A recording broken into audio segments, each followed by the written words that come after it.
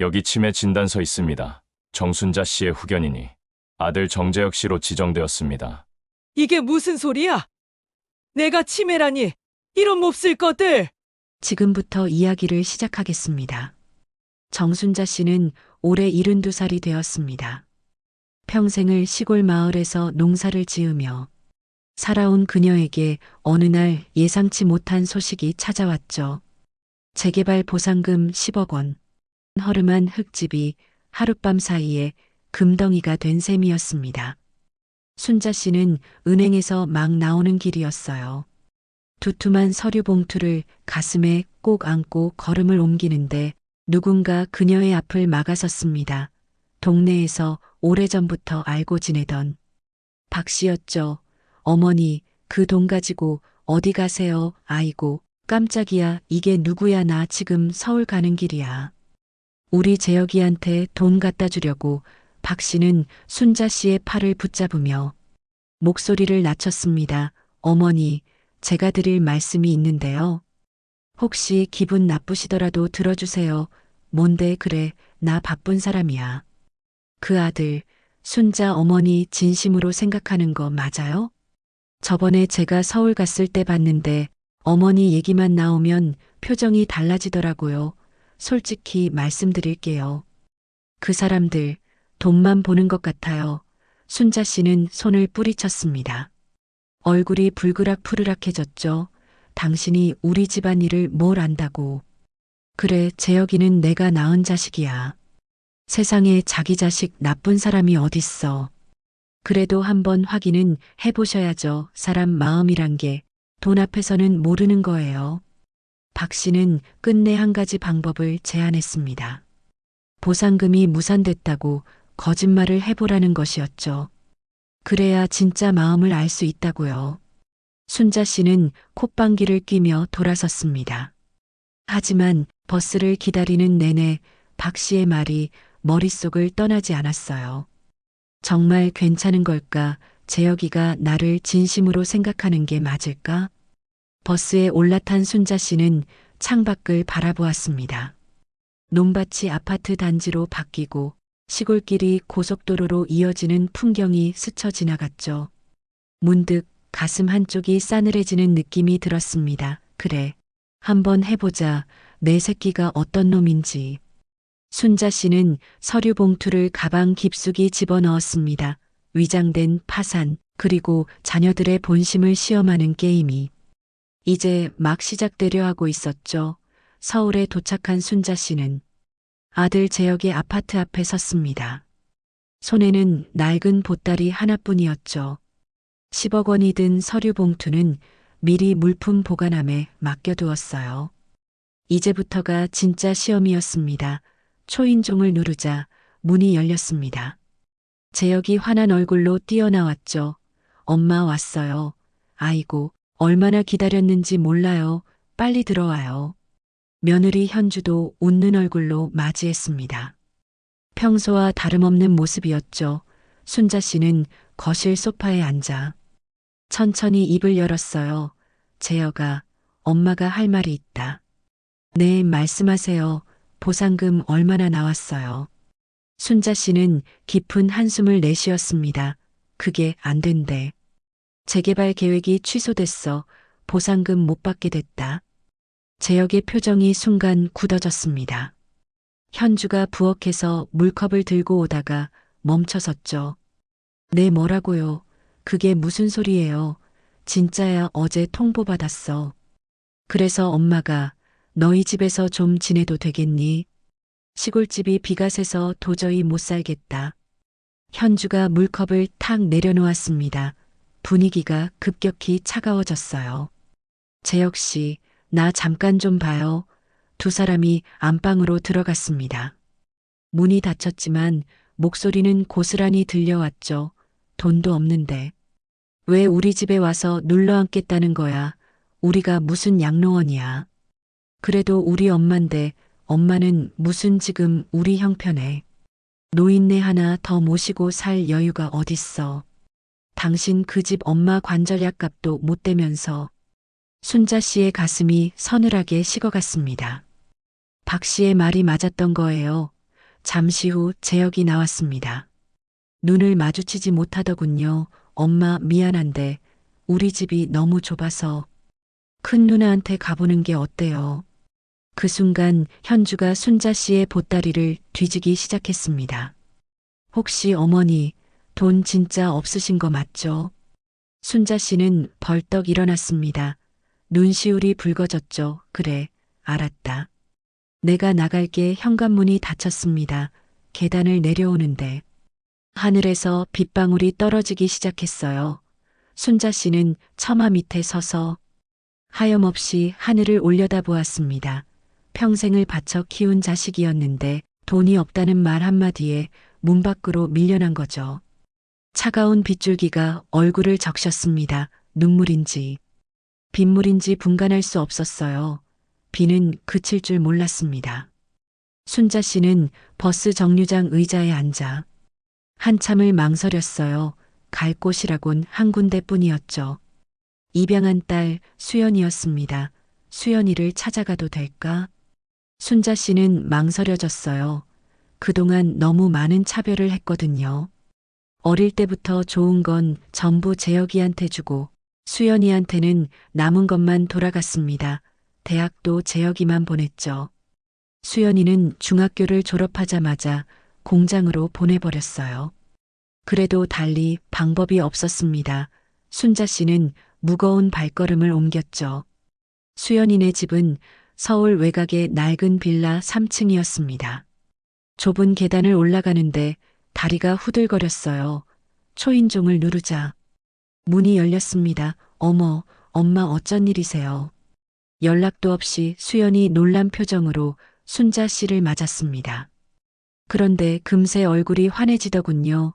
일단 들어오세요. 비 맞았잖아요. 어서요. 수연의 남편 대호도 반갑게 인사했습니다. 어머니, 어서 오세요. 저희 마침 출장 다녀오는 길이었는데 잘 오셨네요. 집안은 좁았지만 깔끔하게 정돈되어 있었어요. 수연이 따뜻한 물을 떠왔습니다. 엄마, 일단 이거 드세요. 손이 차갑잖아요. 무슨 일 있으신 거예요? 순자 씨는 물컵을 받아들었습니다. 손끝이 떨렸죠. 수연아, 엄마가 미안하다. 네, 갑자기 무슨 말씀이세요? 그동안 엄마가 너한테 잘못한 게 많아. 어릴 때부터 재혁이만 챙기고 너한테는 늘 뒷전이었지. 수연의 눈가가 붉어졌습니다. 하지만 고개를 저었어요. 엄마, 그런 말씀 마세요. 다 지난 일이에요.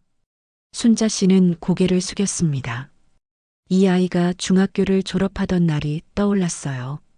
수연이는 고등학교에 가고 싶다고 울었죠. 하지만 순자 씨는 단호하게 거절했습니다. 재혁이 대학 등록금이 필요하다면서요. 그 후로 수연이는 10년 넘게 공장에서 일했습니다. 번 돈은 전부 집으로 보냈죠. 재혁이 결혼할 때 집 살 돈도 사실은 수연이가 보탠 거였어요. 그런데도 이 아이는 원망 한마디 하지 않았습니다. 엄마, 무슨 일인지 천천히 말씀하세요. 제가 도울 수 있는 거면 다 할게요. 순자 씨는 눈물을 삼켰습니다. 진짜 자식이 누구인지 이제야 알 것 같았어요. 며칠이 지났습니다. 순자 씨는 수연이네 작은 방에서 지내고 있었어요. 좁은 집이었지만 불편함을 느낄 틈이 없었죠. 수연이 부부가 온 정성을 다해 모셨거든요. 아침마다 수연이 따뜻한 죽을 끓여왔습니다. 대호는 출근 전에 꼭 순자 씨 방에 들러 인사를 했죠. 어머니, 오늘 날씨가 좋대요. 점심때 수연이가 공원에 모시고 나간다니까 좀 걸으세요. 그래, 고맙다. 순자 씨는 마음이 복잡했습니다.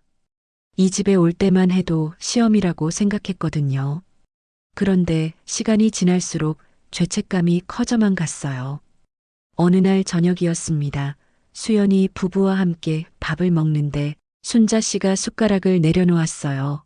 수연아, 엄마가 너한테 할 말이 있다. 네, 말씀하세요. 순자 씨는 깊은 숨을 들이쉬었습니다. 사실은 보상금이 나왔어. 수연의 손이 멈췄습니다. 대호도 고개를 들었죠. 시골집 재개발 보상금, 10억 원이야. 엄마가 거짓말했다. 너희들 마음을 시험해 보려고 순간 식탁에 침묵이 흘렀습니다. 순자 씨는 고개를 들 수가 없었어요. 미안하다. 엄마가 너무 비겁했어. 한참 후에 수연이 입을 열었습니다. 목소리가 조금 떨리더군요. 엄마, 저는요, 저 돈 때문에. 엄마 모신 거 아니에요.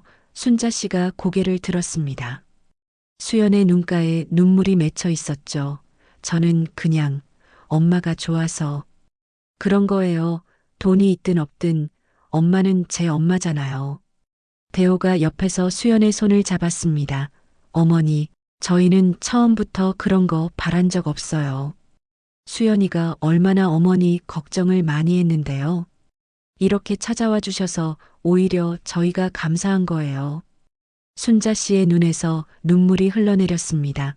평생을 살면서 이런 감정은 처음이었어요. 가슴속 깊은 곳에서 따뜻한 무언가가 차올랐죠. 진짜 가족이 누구인지 이제야 알겠구나.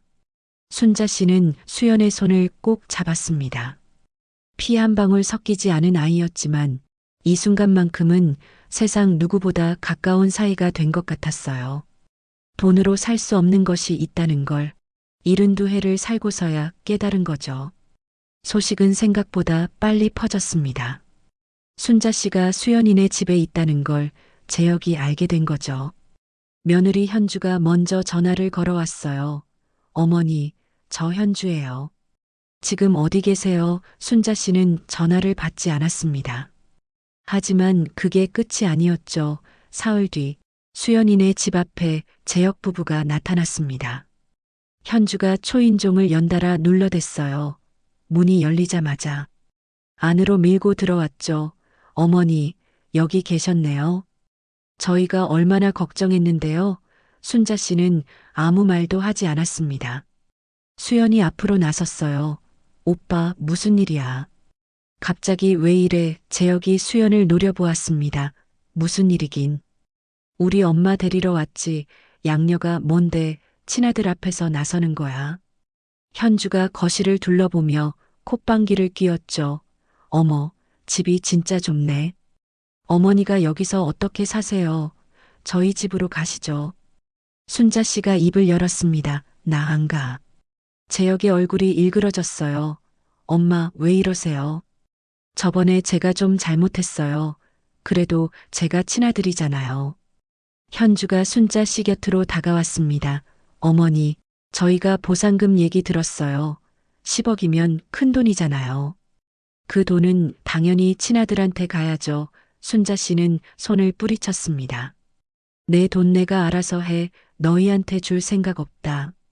그 순간 재혁이 목소리를 높였어요.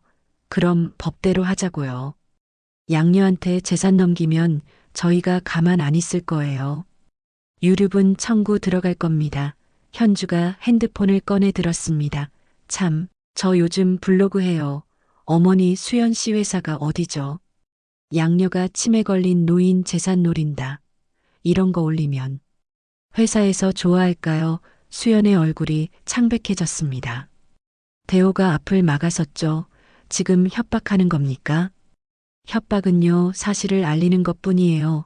재혁 부부가 문을 나서며 말했습니다. 일주일 줄게요. 그 안에 엄마 안 보내면 진짜 법대로 갈 겁니다. 문이 쾅 닫혔습니다. 순자 씨는 주저앉았어요. 손이 부들부들 떨렸죠. 평생 모든 것을 바친 자식이 이렇게까지 할 줄은 몰랐습니다. 일주일이 지났습니다. 재혁 부부는 협박을 실행에 옮겼어요. 하지만 예상과는 다른 방식이었죠. 어느 날 아침 수연이네 집에 법원 직원이 찾아왔습니다. 손에는 서류 봉투가 들려 있었어요. 정순자 씨 보호자 되시는 분 계십니까? 수연이 문을 열었습니다. 저희 어머니인데요. 무슨 일이죠? 법원 직원이 서류를 내밀었어요. 성년 후견인 심판 결정문입니다. 정순자 씨의 후견인이 아들 정재혁 씨로 지정되었습니다. 수연의 얼굴이 하얗게 질렸습니다. 이게 무슨 소리예요? 어머니는 멀쩡하신데요. 직원이 서류를 펼쳐 보였죠. 여기 의사 소견서가 있습니다. 초기 치매 판정을 받으셨더군요. 재산 관리 능력이 없다고 나와 있어요. 순자 씨가 방에서 나왔습니다. 무슨 일이냐고 물었지만 이미 상황은 돌이킬 수 없었어요. 그날 오후 재혁이 사람들을 데리고 왔습니다. 순자 씨를 강제로 데려갔죠. 수연이 막아섰지만 소용없었어요. 오빠, 이건 아니야. 어머니가 치매라니 말도 안 돼. 재혁이 서류를 흔들었습니다. 여기 병원 도장 찍힌 거 안 보여. 이제 엄마 재산은 내가 관리해. 법적으로 아무 문제 없어.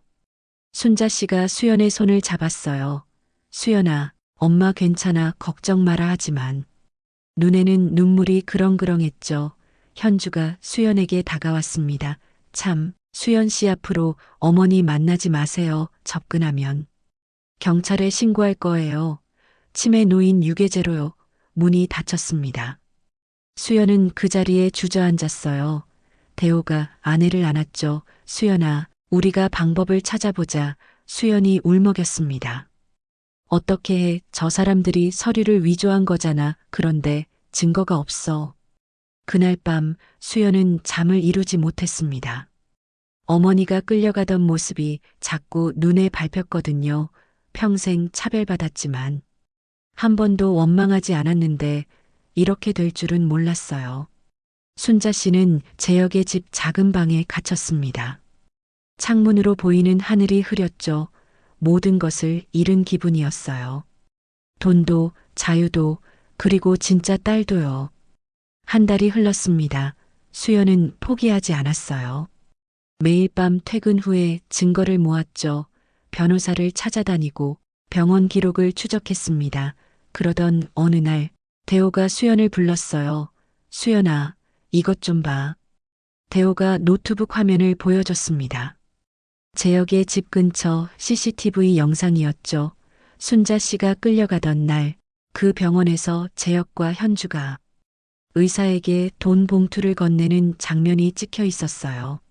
하지만 이것만으로는 부족했습니다. 결정적인 증거가 필요했죠. 수연은 며칠을 고민했어요. 그러다 문득 떠오른 게 있었습니다. 처음 재혁의 집에서 쫓겨나던 날 순자 씨가 핸드폰을 두고 왔다는 것이었죠. 수연이 어머니 핸드폰을 찾았습니다. 전원을 켜니 녹음 파일이 있었어요. 순자 씨가 만약을 대비해 모든 대화를 녹음해 둔 거였죠. 재혁과 현주의 목소리가 또렷하게 들렸습니다. 돈도 없는데 왜 와서 눌러앉아. 저 늙은이 언제 죽을지도 모르는데 그냥 요양원에 집어넣자. 보상금만 빼내면 끝이야. 수연의 손이 떨렸습니다. 분노와 슬픔이 한꺼번에 밀려왔죠. 일주일 후 법원에서 재심이 열렸습니다. 수연 측 변호사가 증거들을 제출했어요. 녹음 파일, CCTV 영상, 그리고 위조된 치매 진단서의 허점까지. 재판장이 재혁을 바라보았습니다. 피고인, 이 녹음 파일에 대해 할 말 있습니까? 재혁의 얼굴이 창백해졌어요. 현주는 고개를 숙인 채 아무 말도 못했죠.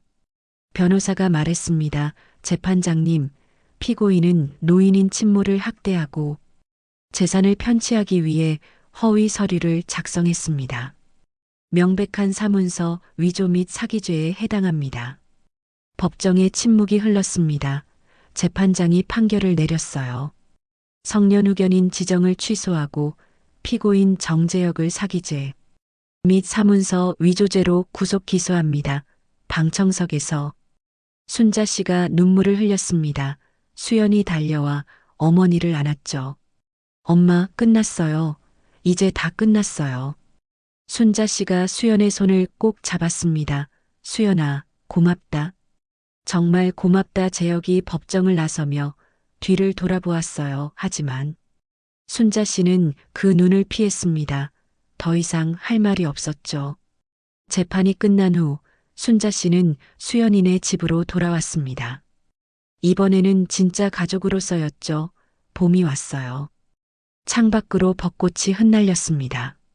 순자 씨는 작은 방 창가에 앉아 햇살을 받고 있었죠. 마음이 평온했어요. 오랜만에 느끼는 감정이었습니다. 어느 날 오후 순자 씨가 수연을 불렀어요. 수연아, 엄마 좀 도와줄래? 네, 뭐 필요하세요? 순자 씨가 서랍에서 종이와 펜을 꺼냈습니다.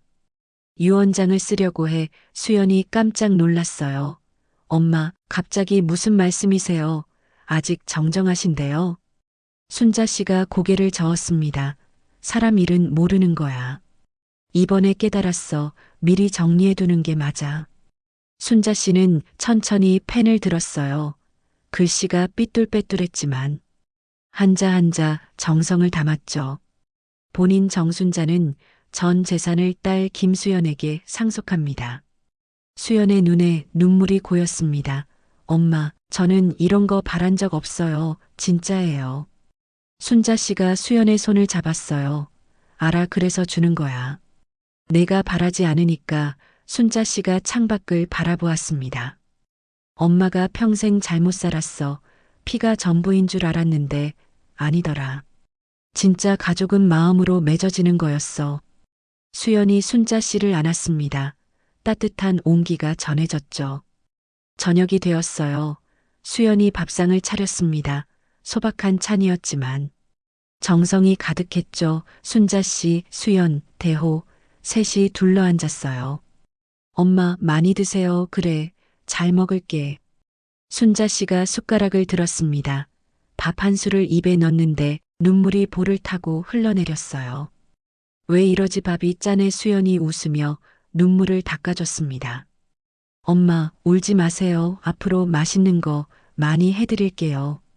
대호가 반찬을 순자 씨 앞에 놓았어요. 어머니, 오래오래 건강하게 사세요. 저희가 잘 모실게요. 순자 씨가 고개를 끄덕였습니다. 그래, 고맙다. 정말 고맙다. 밥상 위로 따뜻한 김이 피어올랐어요. 웃음소리가 작은 집안을 가득 채웠죠. 피보다 진한 것이 있었습니다. 세상이 말하는 가족이 아니라 마음으로 맺어진 인연이었어요. 순자 씨는 72해를 살고서야 그 진실을 알게 되었죠. 창밖으로 해가 저물었습니다. 노을빛이 세 사람의 얼굴을 물들였어요. 그 풍경은 마치 한 폭의 그림 같았습니다. 진정한 효도의 의미가 이제야 완성된 거였죠. 지금까지 귀한 시간 내어 들어주셔서 감사합니다. 늘 건강하시고 평안하세요.